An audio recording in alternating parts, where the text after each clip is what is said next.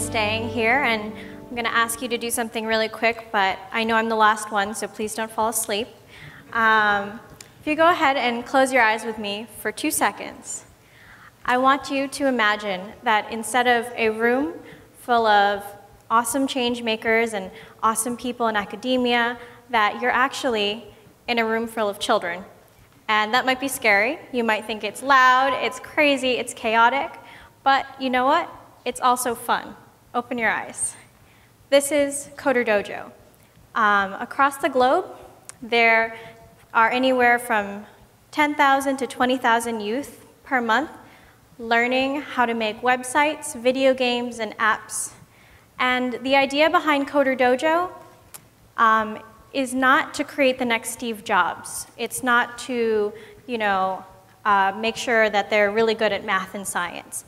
It's to give youth the opportunity to be exposed to technology education, to find out early on what their passions and interests are, and using technology as a creative tool. That being said, I co-founded CoderDojo New York City, which is a part of the global CoderDojo movement. There's currently over 200 chapters in 26 countries around the globe. This has happened in less than 2 years. How does a movement like this go from a small place in Ireland called Cork to New York City, Japan, Africa, Belgium, Spain, Mexico, you name it, it's basically on our map. How did this happen without lots of funding, without lots of media? How did this word spread? So, before I talk about that, I'm going to talk about how I got there. CoderDojo, for me, was pulling together all of my interests. When I was younger, I knew that I really liked computers and video games, and I didn't really know what to do with that. My sister saw that as an opportunity to push me a little further, and she said, hey, why don't you try out this computer camp at MIT for the summer? And I said, oh, well, I don't know, maybe. And I eventually, after a little cajoling, I decided to go in exchange for what I like to call indentured servitude of babysitting. I slept on her couch the entire summer and I babysat. She's married, she has 3 kids now. And I ended up loving it. I found out what I was passionate about. I realized I didn't actually want to make video games, but I wanted to make websites. And being around other passionate young people who were really good at computers too made all of the difference. I liked it so much that when I got to college, I decided to return back to the summer camp and teach. So I figured out what I liked. And if you take a look at this picture, you might think I'm a student. This was actually, I was teaching. I'm kind of small. So excuse me if you can find me in the bunch there. That was my class that I was teaching. And I took this passion with me when I moved to New York City from Boston after college. I took this passion with me and I said, I would love to offer something like this, or maybe there's something I can volunteer for already that exists that, would be fun, and, I can give these kids the same learning opportunity that I had in a fun environment. And at the time, there wasn't. I didn't see anything like that.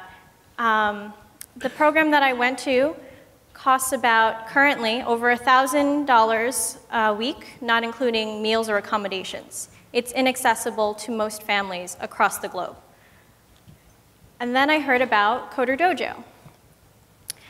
I found out about CoderDojo from Twitter and TechCrunch, and I tweeted out and I said, is there something like this, in New York City? Can I volunteer for it? And they said, no, go ahead and start one.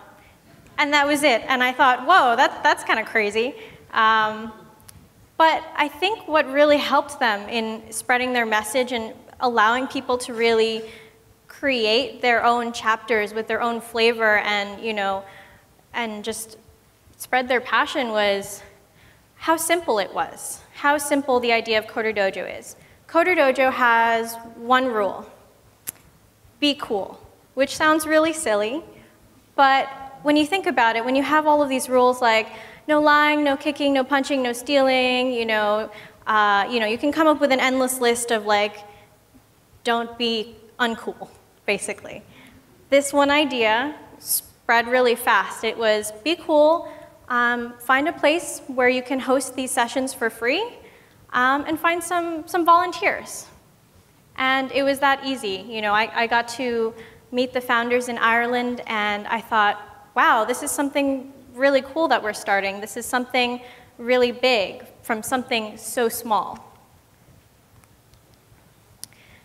And this idea of empowering others is about enabling them to take what they're good at and share it with others. That sounds really simple and really vague, but none of the mentors at our CoderDojo sessions, are necessarily computer science teachers. They're not necessarily PhDs, but they're really smart, passionate people who work in the software industry, who are developers, who might be designers, and they want to share that. And I think leveraging other people and being able to expand on your movement by keeping it simple is really important. I know that you guys are all coming up with these really crazy big dreams and ideas, and I want you to go for them.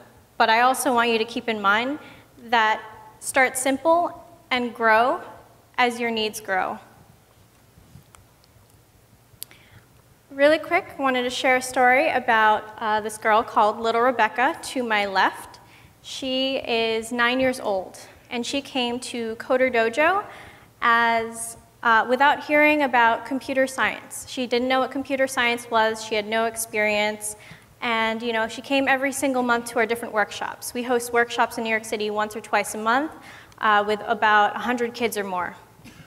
And she said to me, her parents said to me, thank you so much for doing this. It really means a lot.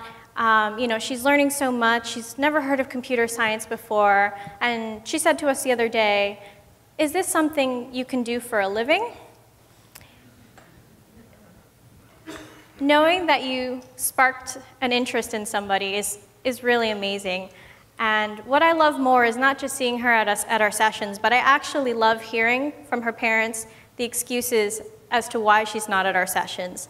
Oh, I'm sorry, she can't come this weekend. She's working on a robot for her science fair. Or my favorite one yet is, oh, we're really sorry. We're going to miss the next 2 months because she's going to space camp. I think that your ideas can start small and really grow from there. And she's just one of the many stories of kids learning across the globe and taking their passions and combining them with technology to create something really amazing. I want you to take a really quick guess as to how much our operating budget in New York City is for our chapter. It's all led by volunteers. We all volunteer our time. Nobody is paid. And we have in-kind donations of space. So we're really lucky. We also, we feed the kids. We have our sessions run from anywhere from 4 to 6 hours. Pretty long time. Is our budget around $10,000? I want you guys to raise your hands really quick. Who thinks our budget is like $10,000? Raise your hand.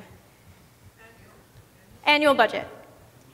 Who thinks our annual budget is $20,000? $50,000? Put your hands down.